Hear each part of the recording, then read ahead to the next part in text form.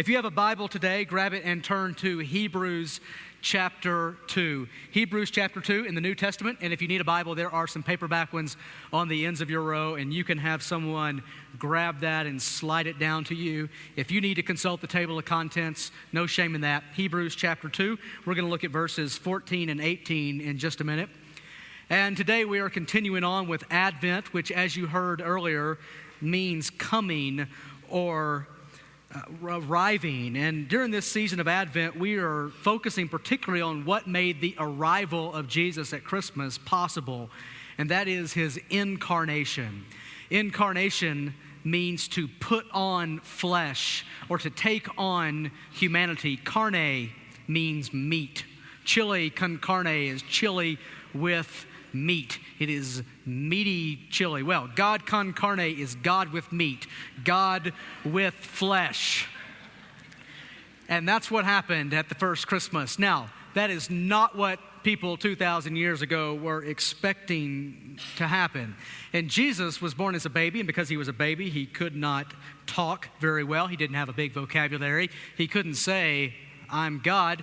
And so people had to figure this out gradually. And as he grew up, and then especially during the 3 years of his public ministry, as people listened to him teach with authority, and as they saw all that he did, now he had command over the whole creation, people began to say, there is something different. There is something wonderfully different about this man. In fact, Jesus made some claims for himself that only someone who is God or had a God complex would make about themselves. This is why Jesus was really a polarizing figure in his day. Some people looked at him and heard him and they said, surely this man is God. Others looked at him and they heard him and they said, surely this man is a dangerous, delusional blasphemer. That second opinion eventually won the day and led to the death of Jesus. But 3 days after he was crucified, he rose from the dead. He appeared to more than 500 people. And many people became convinced that this man was and is who he claimed to be. They said, he's a man like us, but he's also God. He's God and he's man. Now, if that sounds a little bit complicated to you, you should know that you're not alone. In fact, for the first 300 or so years of the Jesus movement, his followers, who came to be known as Christians, they taught that Jesus is God and they taught that Jesus is man, but they didn't have it all worked out metaphysically. They didn't have a real philosophical explanation for how one person could simultaneously be God and man. They were just content to say Jesus is a man and Jesus is God, but they kind of left the mystery there. Now, just to be real clear, they believed it and they taught it. They just hadn't worked it all out. In fact, here in a few minutes, we're going to see a passage that was written sometime before 70 A.D. And in this passage, the author of Hebrews is clearly going to say Jesus is God and Jesus is man. It just wasn't worked all out philosophically.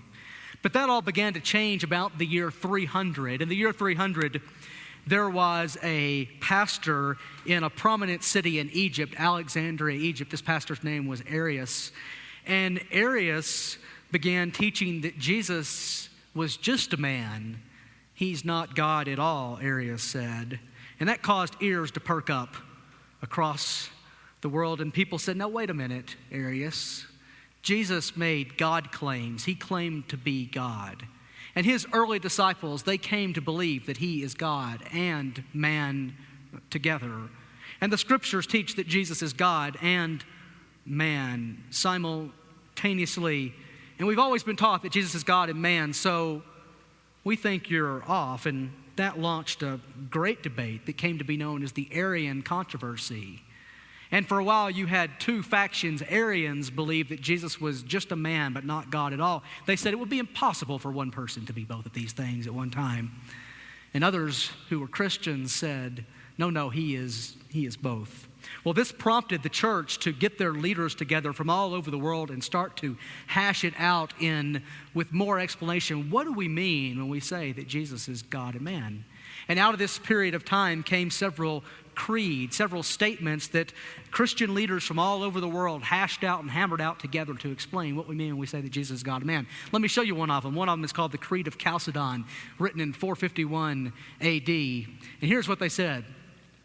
We all with one accord teach men to acknowledge one and the same Son, our Lord Jesus Christ, who is at once complete in Godhead and complete in manhood. So he's fully God, he's complete as God, and he is complete in manhood, he's fully man. He's truly, which means like really, truly God and truly man, consisting also of a reasonable soul and body, meaning he really had a soul and body, just like people have. Consisting of a reasonable soul and body, of one substance with the Father, meaning of the same stuff as God the Father, of one substance with the Father as regards his Godhead, and at the same time, of one substance with us, really made of human stuff, of one substance with us as regards his manhood, like us in all respects except sin. As regards his Godhead, begotten of the Father before all ages, they would say there was never a time when Jesus, the Son, did not exist. As regards his Godhead, begotten of the Father before the ages, and in these latter days, for us and for our salvation, born of the Virgin Mary, and he became a man. Now, I'll walk you through all of that to say this. If you wrestle intellectually with how one person could be simultaneously God and man, how one person could be God incarnate, then you're in good company in wrestling with that. There's a long history of people wrestling with that. Smart people have wrestled with this and pushed it to the limits of where logic can take us. And they found it to be intellectually fulfilling and at the same time wonderfully mysterious. And so if you wrestle with it, you should retrace their footsteps and you should listen to what they worked out and learn, and maybe you'll become convinced that Jesus is who he claimed to be, God and man in one person. Now, for the rest of today, we're not going to deal with metaphysical questions. We're not going to work this out philosophically. That's not going to be our main concern. Our main concern for the rest of today is going to be this question. So what? Like, what is the significance of incarnation? Why should I care if Jesus is God and man in one person? If that sounds good, why should I even want it to be true? And to answer some of those questions, we're going to need to confront one of the most common human problems. And in confronting a problem, we're going to need to do something. We're going to need to set aside the easy kind of sentimentality that we often get plunged into around Christmas time. For just a few minutes, we're going to need to turn off the Christmas soundtrack in our heads. So turn off Frosty, and turn off Rudolph, the red-nosed reindeer, and turn off Here Comes Santa Claus, Here Comes Santa Claus, right down Santa Claus Lane. Because what other road would he use? Okay, put down the eggnog, back away from the eggnog, especially if you spiked it with some Evan Williams or something. Back away from the eggnog and turn off the flashing lights on your Christmas sweater, and just imagine that, fast forward to Monday, January 2nd. Have you thought about that? Monday, January 2nd. It's all going to come crashing down. And we're going to be plunged right back into the real world. It's going to be January 2nd. We're going to have our Christmas and New Year's hangovers, and it's going to be Monday. And you're going to have to go back to work, back to school. And this is back in the real world. Now, I'm not trying to turn green and furry and steal your Christmas cheer, but we need to see a real world dilemma to which Christmas, incarnation, is the answer. It goes something like this. We live in a world that's full of pain and suffering and evil. Merry Christmas. That world will one day catch up with all of us. Death, which is its chief instrument of torture, will one day wrap its clammy hands around each one of us. For many of us, dying will not be a fun process. It will not be a glorious fireball of cataclysmic explosion. It will be slow, painful. And in between now and then, many of us will be at times touched by sadness and by loss. In God's mercy, that's not our story every day in every season of our lives. We'll learn this in Ecclesiastes, but there are seasons to mourn. There are seasons when we have to mourn and cry. For some people, this time of year, in fact, Christmas joy and all the soundtrack at the Gap rings a little hollow because of something they've recently experienced. This has not been a good year, and it's hard to celebrate the end of it. This is not a good season, and it's hard to be happy. For some, this is a time of loneliness. For some, this is a time of remembering and being reminded of loss. That will be all of our experience at some point in our lives from time to time. And when that happens, you will likely be plunged into a dilemma, and you'll start to ask questions that go like this. How does God allow this? If God is good, if he's all-powerful, how does he allow this? Now, for some people, this problem keeps them from believing in any kind of God at all. But it's not just a problem for atheists. This is a problem for people of faith, too. This is a problem for people who claim to be in relationship with God. This is a problem for Christians. In fact, if you just read the scriptures, you might be shocked at what you find in there. But peppered throughout the scriptures, you will find people who are faithful to God and know God going, where is God? And then they'll be asking, should I keep on going with this God thing? Because it doesn't feel like he's very present. It doesn't feel like he's paying much attention. It doesn't feel like he's listening. We have a book in our Bible called Psalms, which is full of people wrestling with God. It's not just that, but it includes a lot of that. Let me show you a few things from Psalm. Here's Psalm 10. The psalmist says, why, O Lord, do you stand far away? Why do you hide yourself in times of trouble? I'm going through a time of trouble, and it feels like you're not there. Look at the next one. Psalm 13. How long, O Lord, will you forget me forever? How long will you hide your face from me? How long must I take counsel in my soul and have sorrow in my heart all the day? How long shall my enemy be exalted over me? Look at Psalm 22. My God, why have you forsaken me? Why are you so far from saving me from the words of my groaning? Oh my God, I cry by day, but you do not answer, and by night, but I find no rest. This is where people live from time to time, even people of faith. This is the situation that Jesus was born into. Israel had been walking in darkness for 400 years, had not heard from their God for 400 years, and many in that era had said, you know what, this whole God of Israel thing, we should give up on that and go on with our lives. And many had simply given up at that time in history. And this is where many of us will find ourselves, and these are the questions that we will have in those moments. And it's with those questions in mind that we need to talk about Christmas and we need to talk about incarnation.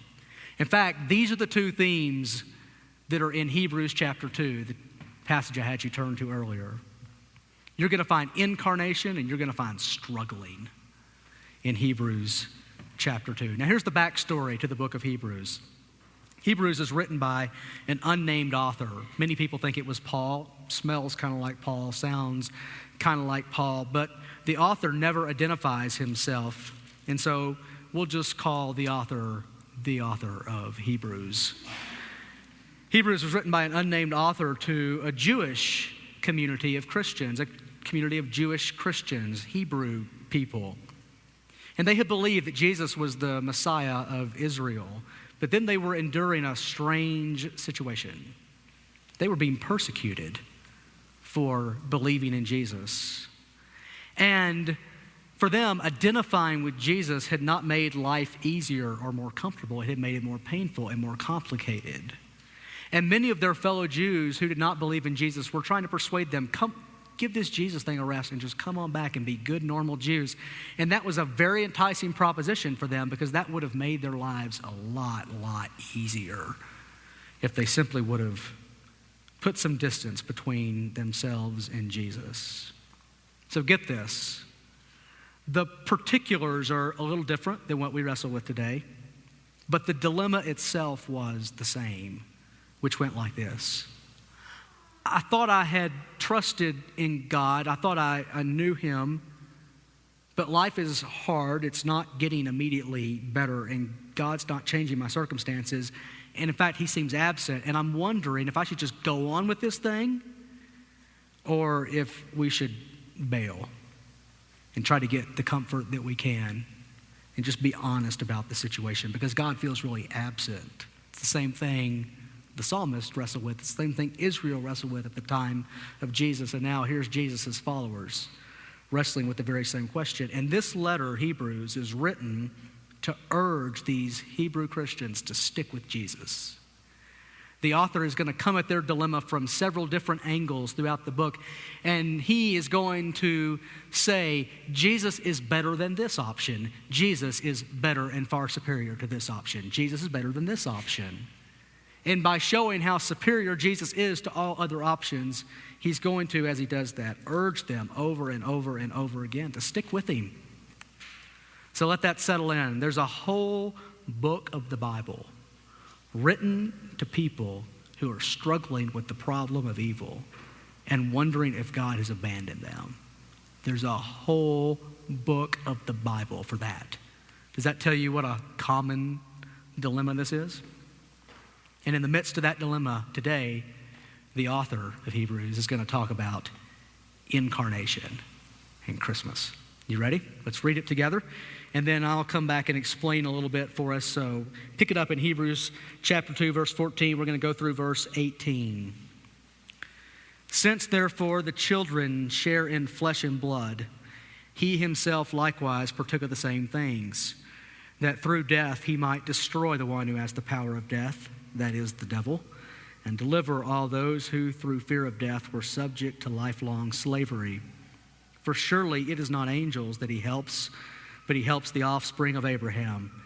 Therefore he had to be made like his brothers in every respect, so that he might become a merciful and faithful high priest in the service of God, to make propitiation for the sins of the people. For because he himself has suffered when tempted, he is able to help those who are being tempted. Now, before we dive into the particulars of this, notice just the broad sweep of what the author is saying here. Remember, he's writing to people who are suffering and they're being tempted to leave Jesus because of their suffering. That's what he means when he says at the end, those who are being tempted. Their suffering carries with it a temptation to bail. And his point is going to be that Jesus is actually the one who can help you. He can help you through this in a way that nobody else can. So to leave him wouldn't make your situation better. It would only make it worse. So that's kind of the broad sweep of his argument. But the question we want to get at today is, how did he get there? How did he arrive at this point? What made him think that Jesus was the one who could help them? And so I want you to notice how his logic flows. Go back up to verse 14. Since therefore the children share in flesh and blood. Children refers to these Christians. It refers to those who are children of God. He is our Father, and we are his children. And the children share in flesh and blood. Flesh and blood is a reference to our humanity. It's a reference to our physicality. And when the New Testament talks about flesh and blood, it's getting at one particular dimension of our humanity and our physicality. It's talking about our vulnerability and our weakness. Flesh is fragile. Flesh can get sick. Flesh can be tempted. Flesh can suffer. Flesh can be killed. Because we are flesh and blood, we know in the back of our heads that we could die any day. This is why we put on our seatbelts when we get in the car. Because we are flesh and blood, we lock our doors at night. Because we're flesh and blood, we put pads on our football players. When we go to hockey games, we sit behind glass. Volvo and Subaru have sold lots of cars by reminding people that they're flesh and blood and their cars will hold up better in the crash than any other cars. Any of you ever travel and fly on the airplane? Any of you ever do that? When I fly, I have a little rolling carry-on suitcase that I take with me everywhere I go. And my little suitcase is not made of flesh and blood. It's made of ballistic nylon and galvanized plastic. And can you galvanize plastic? If you can, my suitcase has it. And rubber. So it's not flesh. It's been all over the world. It's been kicked, it's been dropped, it's been tossed, and it just keeps on rolling, logging thousands and thousands and thousands of miles. It's not flesh, it's Eagle Creek. And it can't suffer, and it can't get sick, and it can't be killed. In fact, every time I get on a plane, I look at my little suitcase, and I think to myself, if this plane crashes, I'm going to die. And they probably won't even be able to find my body because I'm flesh and blood. And if this thing goes down, I'm just going to disintegrate. But they will find my suitcase. It will survive, and they'll be able to get all my shoes and clothes out of it and give it away to some other lucky little man.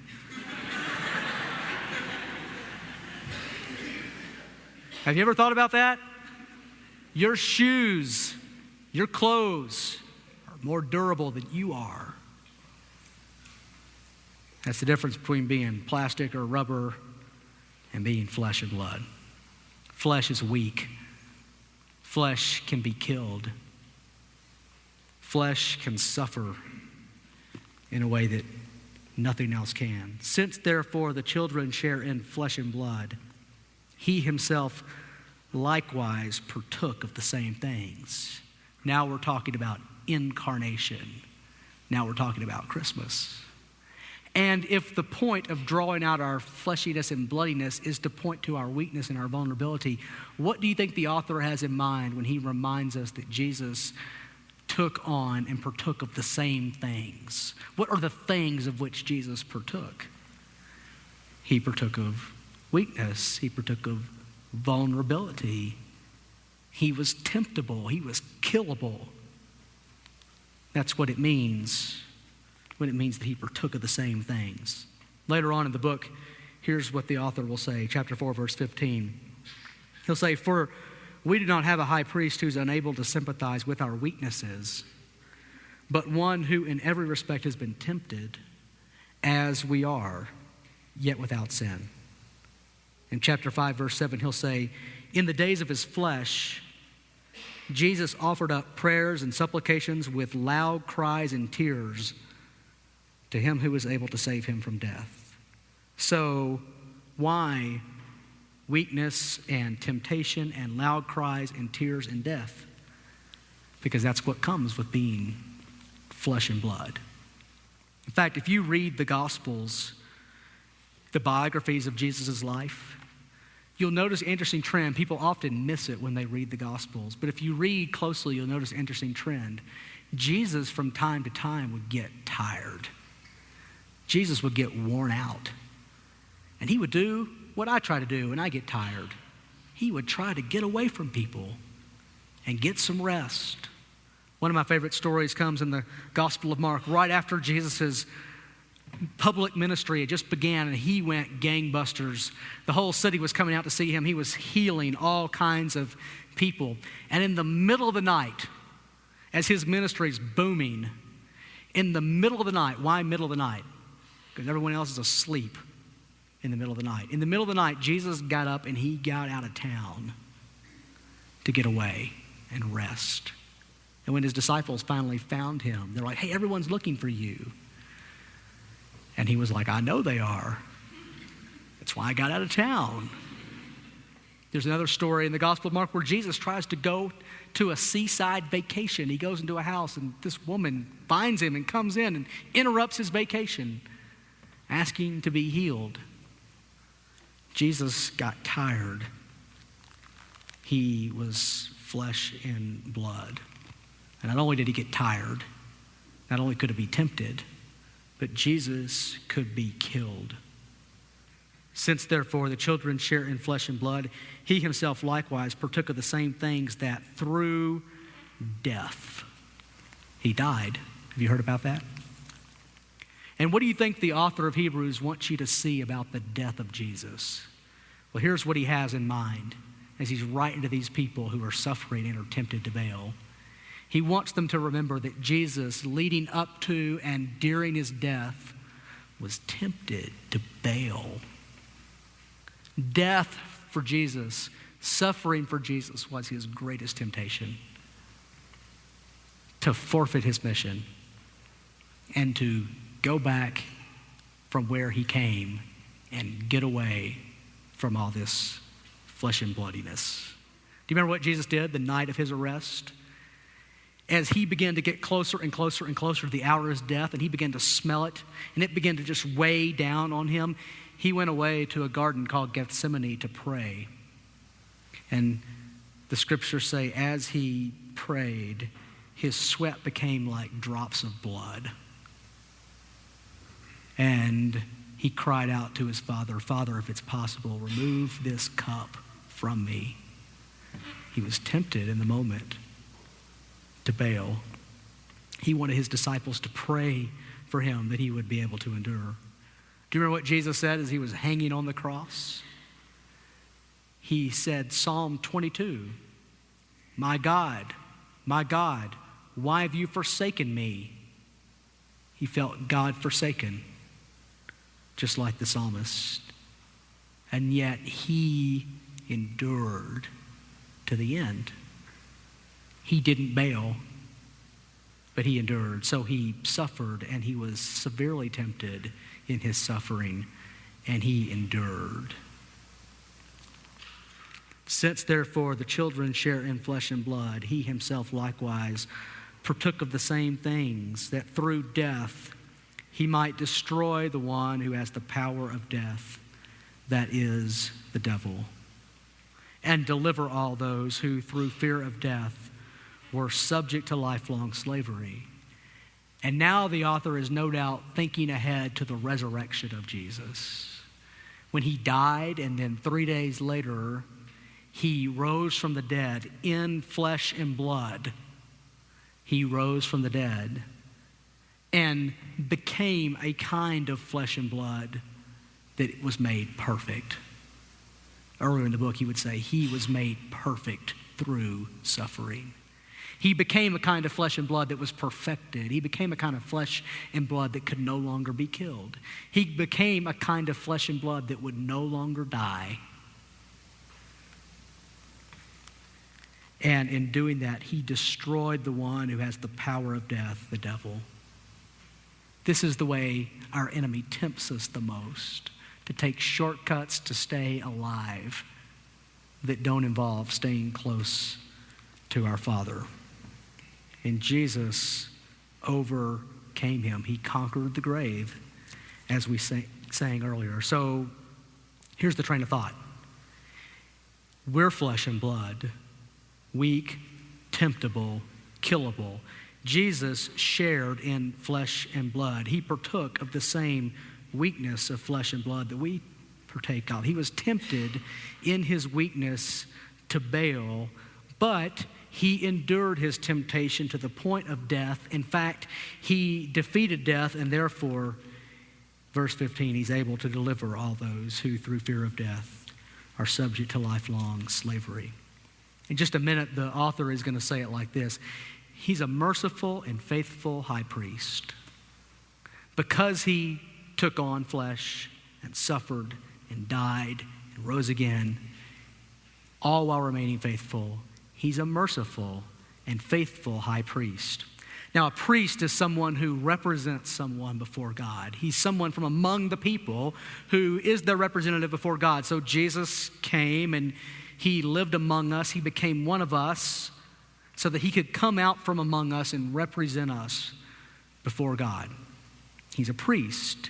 He intercedes for us before God. He takes our sin and atones for it before God. He pleads our case before God. He's a priest. But he's not just any kind of priest. He's a faithful priest. Someone's faithful when they finish the job. Someone's faithful when they don't quit. Someone's faithful if they're trustworthy. And he's merciful. Someone's merciful when they have compassion and they have empathy, and that compassion and empathy leads them to act on behalf of someone else. Someone's not just merciful when they say, I'll be praying for you, brother. Someone's merciful when they say, I'll get involved in your mess. People often have more compassion and more empathy after they've been through something. They have compassion and empathy for other people who are going through the same thing. So Jesus is a faithful and merciful high priest. In other words, he wants to, merciful, he wants to help. Faithful, he can help. He's trustworthy. Priest, he will help. Pick it up in verse 17. Therefore, he had to be made like his brothers in every respect, so that he might become a merciful and faithful high priest in the service of God, to make propitiation for the sins of the people. For because he himself has suffered when tempted, he is able to help those who are being tempted. This is the point of incarnation. This is the purpose of incarnation. This is what incarnation makes possible. This is the meaning of Christmas. Jesus is willing and able to help.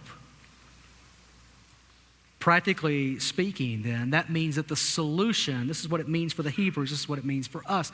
The solution to whatever we wrestle with, whatever we struggle with, whatever plagues us, whatever gets us down, whatever tempts us, the solution is to draw near, not away from, but near to Jesus.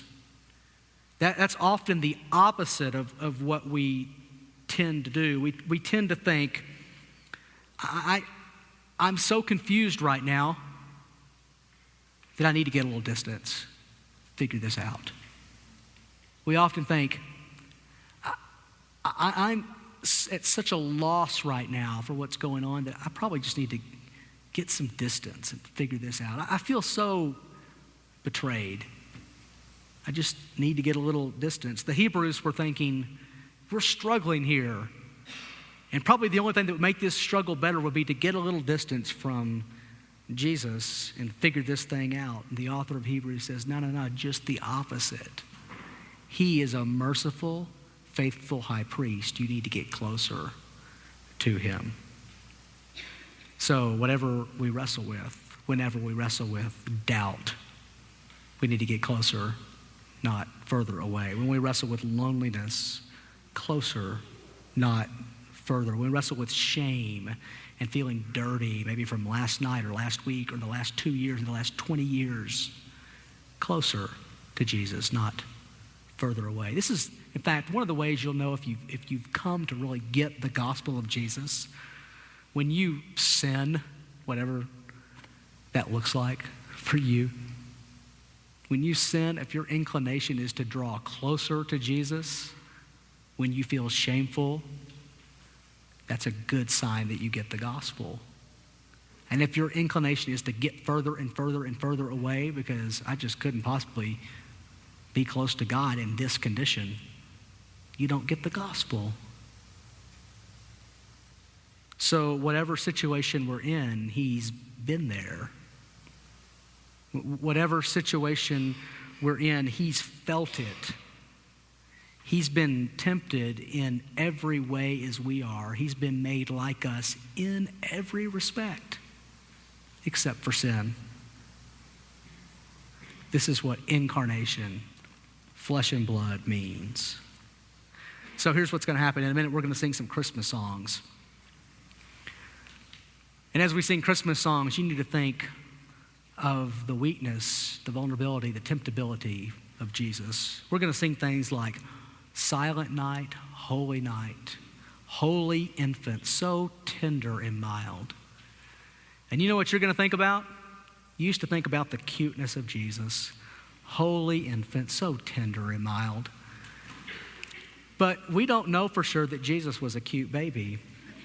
There are some babies, there's a percentage of babies that are not cute babies. Jesus might not have been a cute baby. So when you think of his tenderness, don't think of his cuteness. Think of his fleshiness and his vulnerability. When we sing things like, "Oh, come, let us adore him," let's not just adore him because he's cute. Let's adore him because he's Word of the Father, now in flesh, appearing. When Monday, January 2nd, or whatever the equivalent is for you, rolls around and life is hard, the message to the Hebrews, the message of incarnation, the message of Christmas is that you need to come back in whatever season, whatever time of year that is. Maybe it's the middle of the summer, maybe it's April.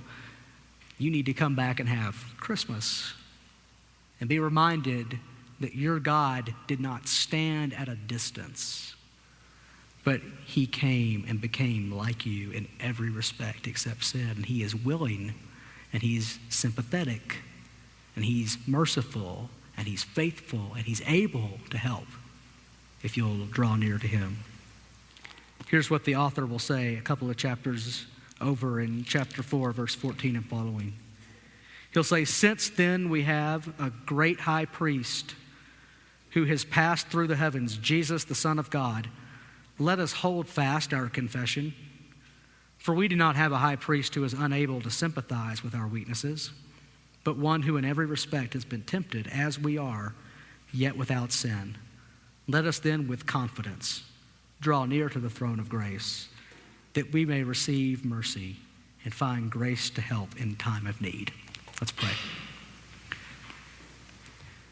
Father, we thank you that the message of Christmas is that you sent your Son to take on flesh and to identify with us. We thank you that the work of incarnation means that your Son did not remain at a distance from our temptation, from our suffering, from our pain, from our longing, but he came and took it at a level of intensity that we will never experience if we're close to him. And so I pray that this would ring in our ears all year long. I pray this would ring in our ears in whatever season we find ourselves, where we need to remember that our God is close, even when he feels absent, that we need to remember to draw near. And so we pray that Christmas would be an all year round kind of thing and be there every season that we need it. I pray for my friends here who are just beginning to explore this whole Jesus thing, what it means to believe in him, have faith in him, trust in him, believe his gospel. And I'll pray they will see that it began with God humbling himself and taking on flesh and blood. And they will see that if they will draw near to this Jesus by faith, that he will atone for their sin and put it away, that he will be with them for the rest of their lives, and that one day he will transform them into an incorruptible kind of flesh and blood that is able to enjoy your creation and your presence in a way that we can't even do now, just like he is. And so I pray for my friends that they'll come to believe in Jesus, because this is the best kind of life. And we ask it in his name and by the Spirit. Amen.